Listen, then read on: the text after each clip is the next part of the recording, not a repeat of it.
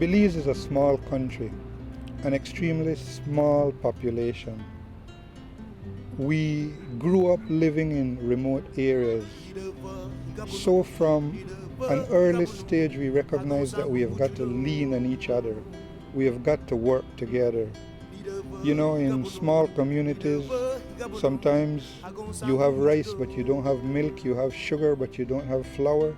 So we grew up learning to share. And I think that is why co-management comes naturally to us.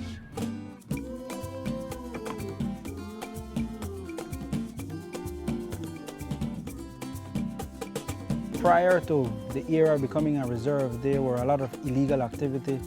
Fishers from both Belize and Guatemala would frequently set gill nets. And they were also poaching manatees. People from within, from Punta Gorda, from Monkey River, Punta Negra, a group of fishers kind of took this to heart, and the reserve was declared very quickly.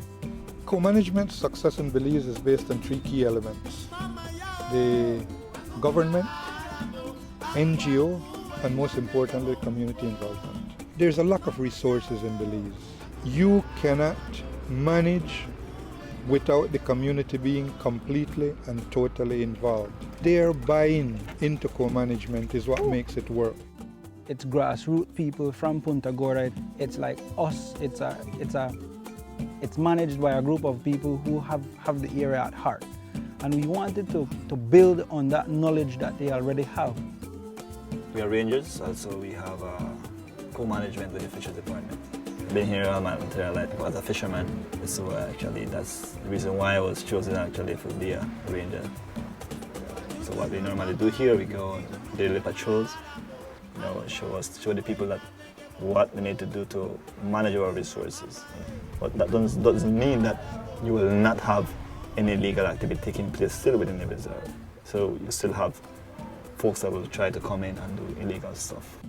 So if you don't have the fishermen and the tour guides involved and willing to share information and become your eyes out there, you will never have enough resource to actually be successful in enforcement. Morning, morning. He was a part of a group of 15 guys. They participated in what we refer to as Tides Community Stewards Program. Well, I decided to get involved because I've seen a lot of advantage taken in the local areas in front of Punta Gorda. There are a group of these guys that take this marine reserve to heart, and they're taking care of it. It's like their backyard. Usually we had to go way to Deep River to catch, around Deep River to catch snappers. Now we can catch them a lot closer. So we see that the reserve is working. If you do not consult with the fisher folk, the guys that are using the area, it'll be problems enforcing those regulations or those guidelines. And in the end, I think it's definitely going to work because it's what they have proposed. The favorite part of my job is I get the opportunity to work with a bunch of magnificent people. It really, sometimes when you listen to these guys, you get chills on your skin.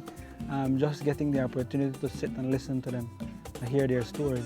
Moments like these is what I work for. You don't see a fisherman catching fish on both sides of the boat. Well, my favorite part was like, while growing up, was go around in a canoe and catching fish and stay on top of the sea, you know. I mean, I love the sea.